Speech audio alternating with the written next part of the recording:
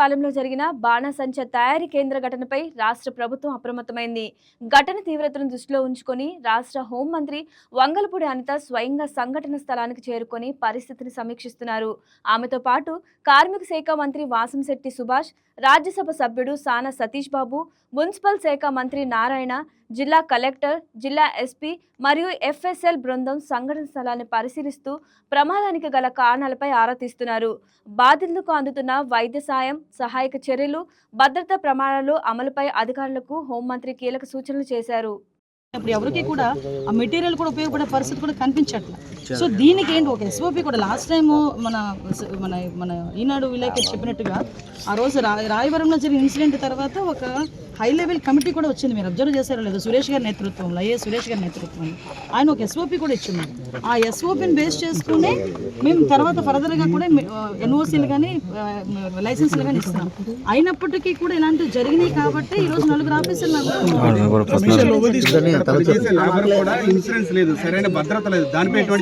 చెప్తున్నారండి. ఇప్పుడే నేను లేబర్ మినిస్టర్ గారితో కూడా మనం మాట్లాడిన సుభాష్ గారు, లేబర్ డిపార్ట్మెంట్కి మా దగ్గర ఇంతమంది పనిచేస్తున్నారని ఇక్కడ ఉన్న ఓనర్ మాకు లిస్ట్ ఇవ్వాలి.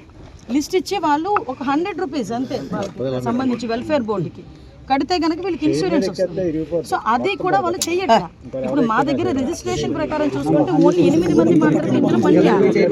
8 మందికి వాళ్ళు డిక్లరేషన్ ఇచ్చారు. ఇప్పుడు అరౌండ్ ఇంతమంది ఇక్కడికి వచ్చి పనిచేస్తున్నప్పుడు అది ఆ పర్యవేక్షణ లోపం ఉంది కాబట్టి అధికారుల మీద చర్యలు తీసుకోవాలి. ప్రమాదం జరిగిన తర్వాత సస్పెండ్ చేయడం అన్నది మా రెస్పాన్సిబిలిటీ, మేము చేస్తాం. ముందు ఆ పర్యవేక్షణ లోపం జరిగింది కాబట్టి ఇంతవరకు వచ్చింది. నేను విషయం ఏంటంటే మీరు అన్నది నేను ఒప్పుకుంటా. చాలా మంది ఏమవుతుందంటే ఆశ కొద్ది ఇంత మెటీరియల్ మాకు ఆర్డర్స్ వచ్చినాయి కాబట్టి ఇంత మెటీరియల్ పెట్టుకుంటాం. నేనేమంటానంటే ఒక వ్యాపారస్తుడు, ఇలాంటి యూనిట్ నడిపే వ్యాపారస్తుడికి రెస్పాన్సిబిలిటీ ఉండదా అండి? నేను అదే కోరుకున్నా. ఇప్పుడు ప్రతి ఒక్కటి కూడా గవర్నమెంట్ ఒక పక్క నుంచి పర్యవేక్షిస్తుంది. ఇప్పుడు మెటీరియల్ తీసుకునే యాజమానికి ఈరోజు పాపం యాజమాని బతికేడా చెప్పండి? ఆయన కూడా ఇందులోనే చనిపోయే పరిస్థితి వచ్చింది.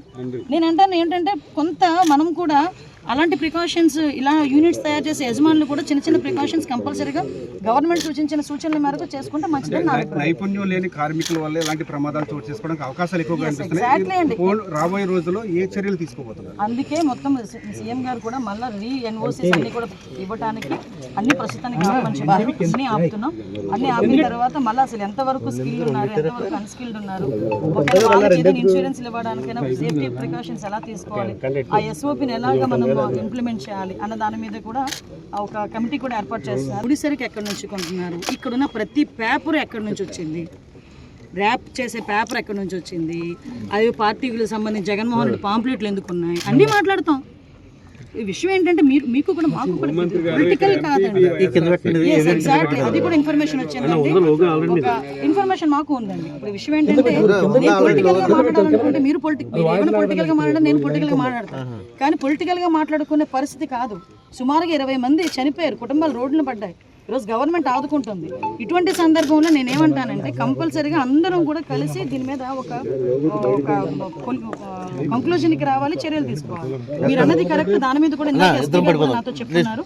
లాస్ట్ ఇదే ఎంపీపీని ఇదే బ్లాస్ట్కి సంబంధించి ఒక 3 నెలలు కూడా ఏదో కేసులో ఆయన ఇరుక్కున్నాడు అన్నారు. ఒకసారి ఆ కోణంలో కూడా మేము ఎంక్వైరీ చేస్తాం.